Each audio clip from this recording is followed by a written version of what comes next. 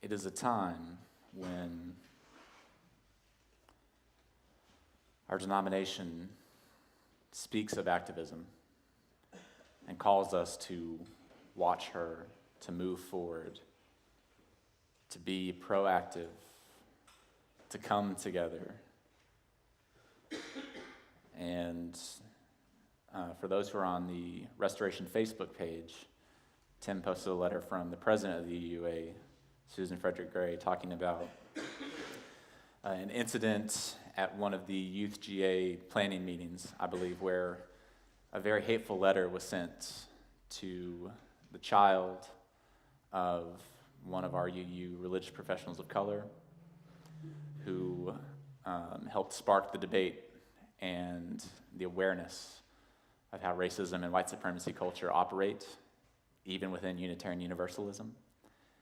And this woman and her family have taken a lot of flack for it. And it resurfaced again today. And so I think it's incredibly poignant that we talk about, even in this movement that says it's inclusive and welcoming and loving and caring, this stuff still creeps in. And I think it is because within and amongst all these calls for activism, that requires change from us here at Restoration, from us as a wider denomination. And change is not always easy, and people can react poorly to change. So our hope is in talking about these spiritual resources for activism. We take it with us and we share it with others who may not be dealing with change in a way that is helpful and productive. So I want to talk a little bit about my boots today, because I never imagined that I would be any kind of activist when I was growing up. My mom, Frankie B., can tell you this. I wanted to be a cowboy. So I got my first pair of boots as soon as I could walk. They were bright red. Frankie B. still has them in her closet, and I wore them wherever I could, whenever I could, often with only a holster and a cowboy hat and nothing else as I wandered around in West Texas. Maybe that's why I love Unitarian Universalism, because there's a deep sense of freedom in it. But I never thought about being a minister, really, or an activist. I wanted to be a cowboy, but as I learned growing up, being a cowboy means that you're tied to one place. It's not like the old days. And I didn't want to be tied to one place. So my dream shifted a little bit. And then it became, I want to be a college basketball player or a professional quarterback. That was the dream. But I realized that was probably not for me, because before our football games, I would get so nervous. And I remember thinking, I wonder if anyone else has ever felt this way, not necessarily before a football game, but before any event. I got so nervous. And I remember thinking, what I want more than anything in the world is to be able to fast forward through time. I just want to jump to the end and then look back and see what happened. I don't really care if we win or lose, but being in this moment, in this discomfort, is so hard. I just want to get through it and get to the end. And I confided in my coach about that. And he said, well, that makes sense, but as I grew older,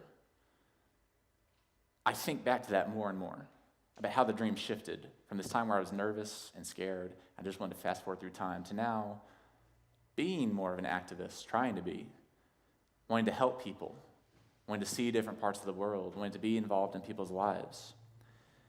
And I realized that this new dream was good for me because I didn't have the brains to be a doctor or a lawyer or a politician. But I did get the gifts of being a good listener and being a good storyteller. And I can say that without arrogance, I think, because of what I learned from those first two dreams about wanting to be a cowboy and then wanting to be a football player. Because as a cowboy, we had this ethical code that my granddad taught me, right? He always instilled in me, be kind, be brave, tell the truth, do the hard work. And I used to hate hard work. right? Until the dream shifted and I tried to be an athlete, and that taught me how to work hard and to try and deal with the anxiety. So you remember I was feeling this anxiety where I just wanted to fast forward. And I talked to my coach and I said, I don't know. I don't know what it is. I just want to get through it. I can't deal with the discomfort. I'm scared of what's going to happen. I don't know. And my coach said, you're pretty good at this. Do you think that other people on the other team are scared of you too? I never thought about that. I never thought about the kind of power that I might have, because I was too busy thinking about the discomfort and wanting to get through it. I didn't give myself an opportunity to see what might become. So this acknowledgement of my own power, my own promise, gave me the guts and the courage to start stepping out a little bit more to try and help people to become an activist. So these things are intertwined like our joys and sorrows, right? These dreams that we have when we're growing up.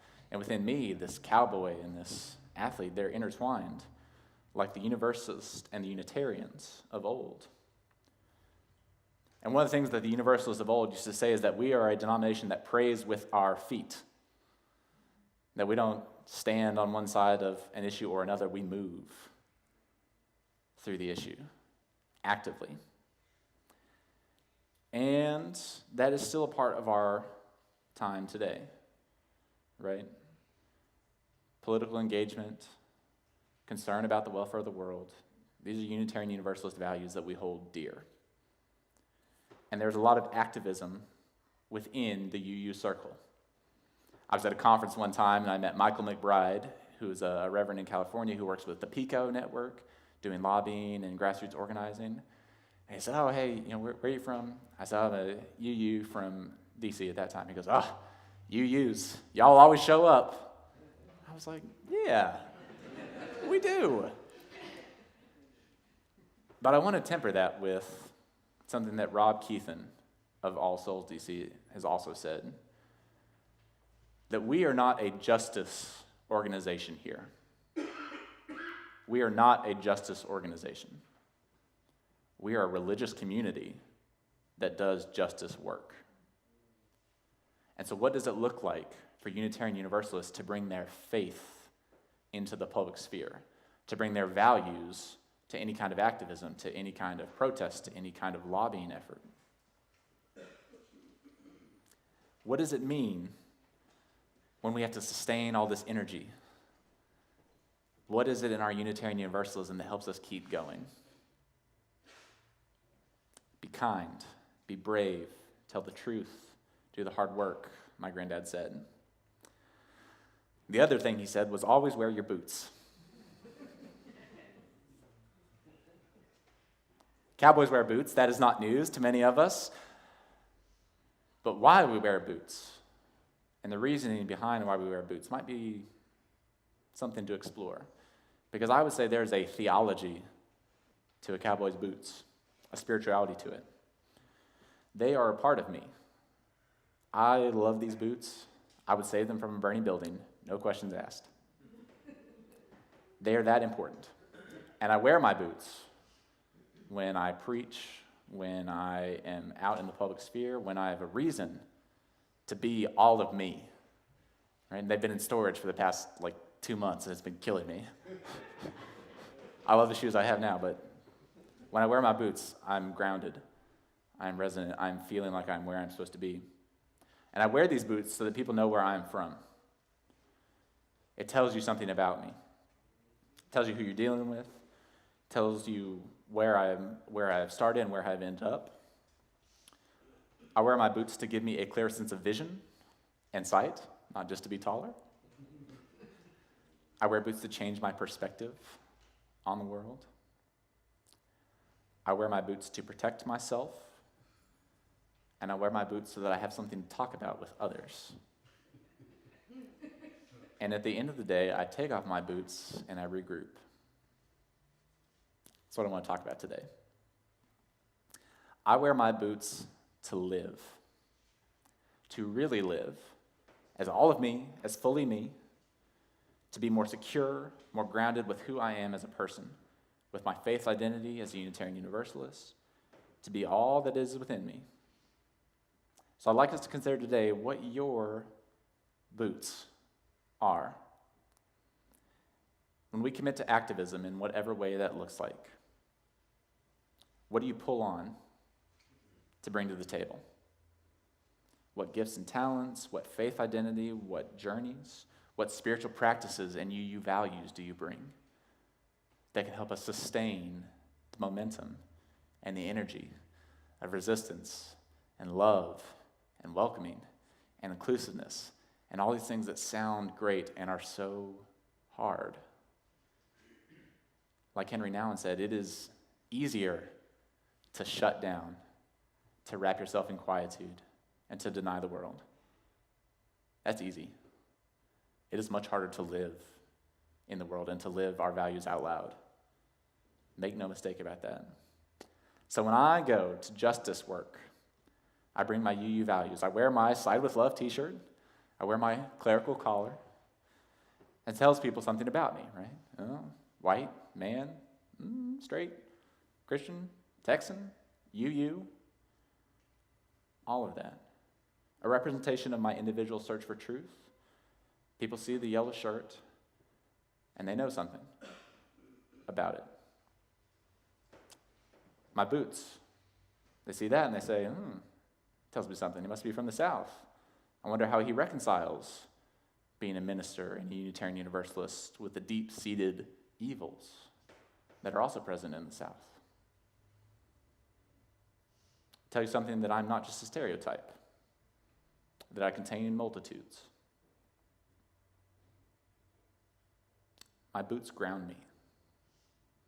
My spiritual values ground me. They give me energy, they give me resources, they give me security, and they keep me going. So, think about what is something that you find in Unitarian Universalism, that you identify with, that you can pull on when things get tough and the going gets hard. Is it meditation? Is it quiet? Is it being in nature? Is it being with other people? Is it being alone? Is it feeling connected to a higher power?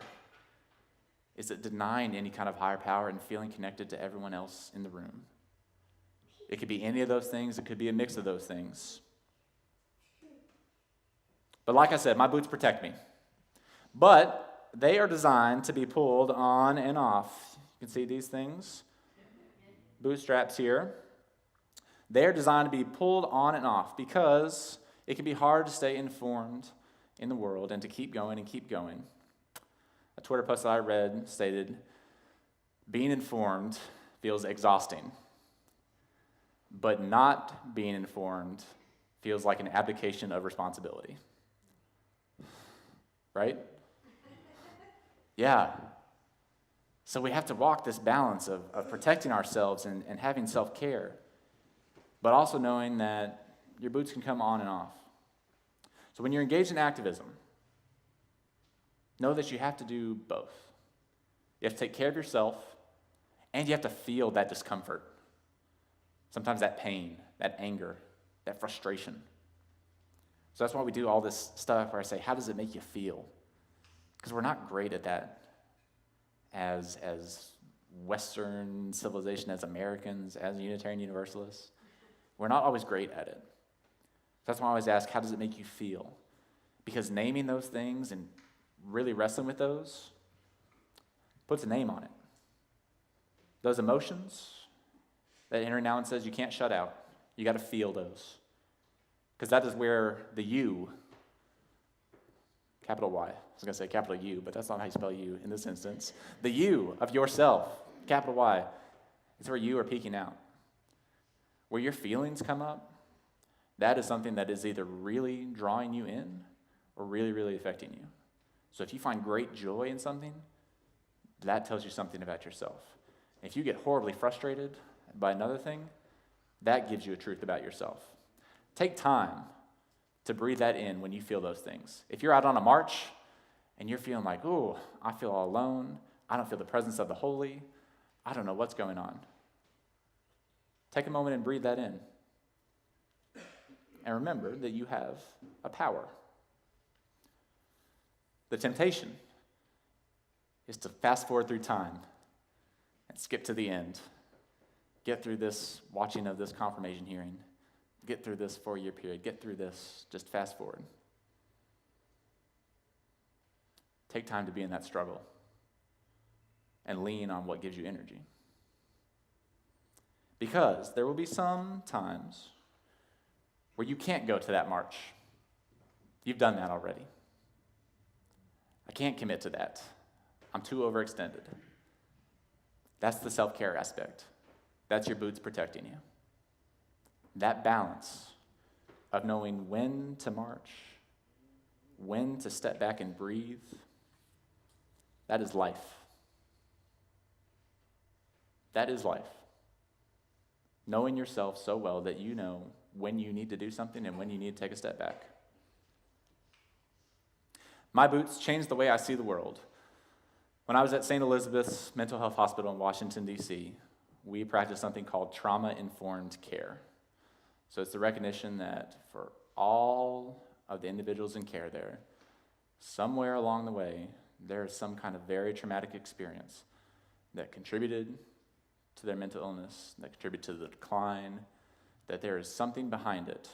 There's always something below the surface of whatever action or reaction is happening, and to always be aware of that. Trauma-informed care is something that we can all learn from in this activism circle, because there's a lot of stuff going on that affects many, many people. So when you see actions and reactions from others, maybe you don't agree with how they're acting, what they're saying, what they're doing. Remember, there's something beneath it. There's almost always a trauma beneath it. Talk about this letter that was sent to the EUA. Right? Why is this person reacting so poorly? There's something beneath it. They're wrestling with their own guilt, or they're wrestling with frustration with the world, and they're lashing out. Something else going on. Because that's the way the system is here in America. Right? When we are asked to speak out against racism, white supremacy in the U.S. judicial system, in our political parties, in our denomination, we're also asked to recognize that there is a trauma induced by all this stuff that affects us all. You can't get away from it, no matter how hard you try, because that's the way it's designed to work, right? The stuff that's negative and sticks to you, it's designed to work that way. That's what makes it so hard. So when we protest a broken system,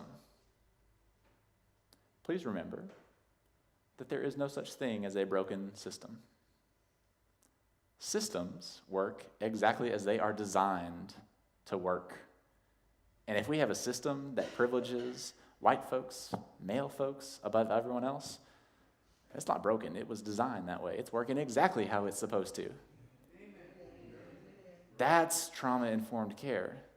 It's not just the stuff up here. It's the stuff way down here that we don't always know about. And the hard part is that if we're going to do justice work, to be a religious community, to bring our values, the hard part is putting on our boots to help us see it in them and in us. Along with that, as I said, when things get tough, when you're walking around in your boots, sometimes you get a blister. And that's how you know where the problem is. This is the sticky one for me. When something feels uncomfortable, like I said, that's an opportunity and an invitation to explore what makes you uncomfortable. This person who sent this letter, I would invite them to explore what makes them feel uncomfortable about it. That's hard to do because it's not easy to move into pain, to move into discomfort, to move potentially towards trauma. So this is not the same thing as saying run into danger, right? If you are working in activism, it's not the same thing as saying put yourself in a dangerous position. Run away from danger at all times. But discomfort, unease, blister. Think about that. Is it because of who is not in the room? It's because of who is in the room and our history. It's because of what I'm feeling, what is underneath that. Theologian Pete Rollins talks about mental health hospitals and about prisons. He says that in America, we have this system where we try and lock away these things that we don't want to see. Right? We try and put big walls around it and lock it away. When really, the prison system and the mental health system is telling us what the problem is. It's saying, this is the problem you need to fix. Right? What is causing this? It's that kind of situation. Remembering that, of course, there's trauma in everything, and you got to balance your self-care. Your boots come on and off. My favorite one. Boots are made for dancing. We sang and we danced today, and that is self-explanatory. But for me, music is an integral part of my spirituality.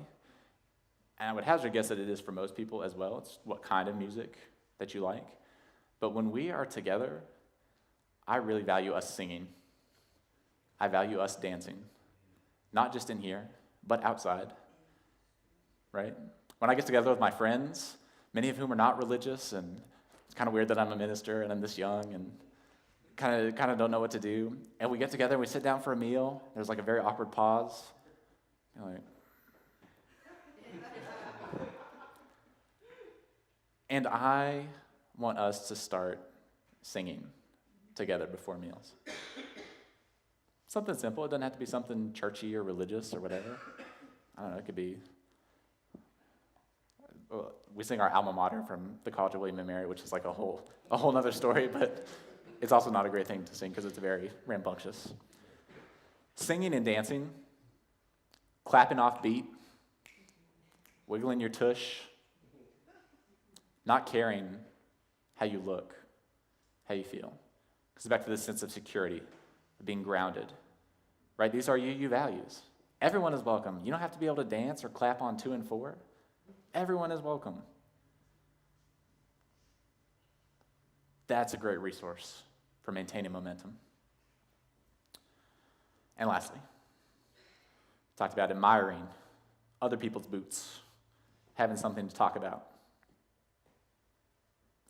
When you are out and about meeting new people, I would love for us to be practiced and comfortable with telling about ourselves, about our Unitarian Universalism, about what we find meaningful in it, about what brought us here, why we stay, even when it gets hard. What is your story that you bring? Why do your boots look the way you do? Look the way they do? Because if you ever ask a cowboy about their boots, they can tell you the story. So, for example, mine have a brand on the front, and they're a specific color, and it has to do with my granddad. There's a reason they are the way they are.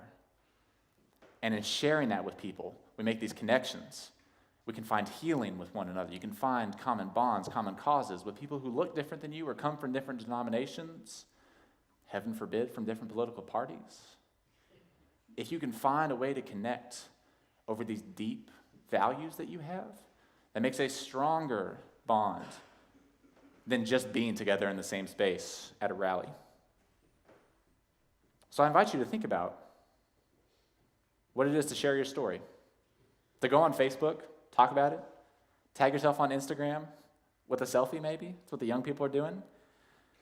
Send letters, make phone calls. Talk to a stranger on the bench, on the bus. Get comfortable with talking about your faith. Not in a proselytizing way, because I don't think we like those words, or an evangelizing way. But evangelism means good news. And I think that we have good news to share, especially if it's something that is deep and meaningful to you. Be a good listener and a good storyteller. That's something we can all learn to do. So in practicing these things, I ask that we be honest with ourselves. What ignites us, what suppresses us, what really gets us jazzed up, What's harder to think about? And becoming secure with that, with our joys and our sorrows, with the stuff that feels good and the stuff that's hard. And becoming more comfortable with sharing that. Yeah, I want to go do that, but that's not really getting me fired up. I want to come do this, but that's hard for me. Being honest about that. Showing people what's on your boots. Being your you self in all its glory. That's what we're talking about.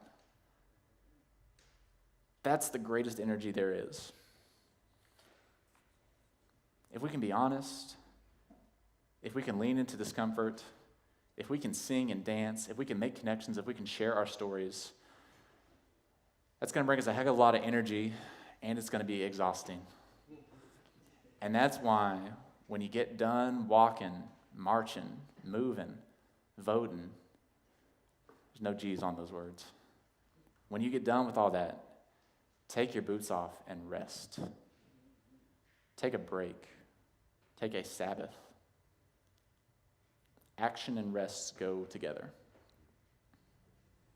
And in the end, as we get older as people, as we get older as a congregation, there's going to be a time where the marches have to slow down, where the activism has to take a different form, where we have to invite younger people to take up the cause. What you do then, if you're a cowboy, is you pass down your boots. There are pairs of my granddad's boots in our house in Hansford County, sitting right where he left them 15 years ago. Never get rid of them.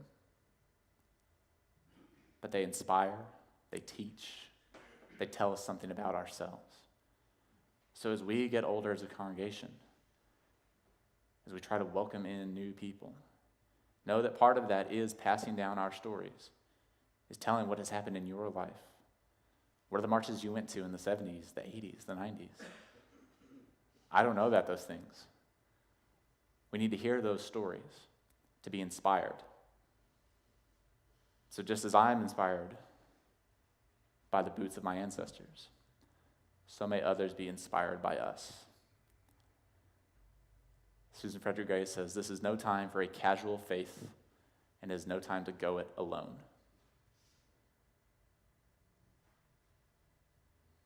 That's a lot to think about. It is both exhausting and it is energizing. So I invite you to find what boots you can pull on in this time that is no time for a casual faith. What boots can you pull on to get together, to not go it alone, to be together, to be united, to find time to pull on and off, to find time to see the world in a different way, to be transformed, to tell stories, to connect, and then to rest. Friends, do not skip forward through time to the end to look back and see what happened. Live in the now. Breathe in the moments, the joys and the sorrows. Because the world needs what gift you have, said my coach. And I wonder what others are thinking about you, waiting to see what power you have to help them get through these moments too. Find your boots, friends. Maybe so.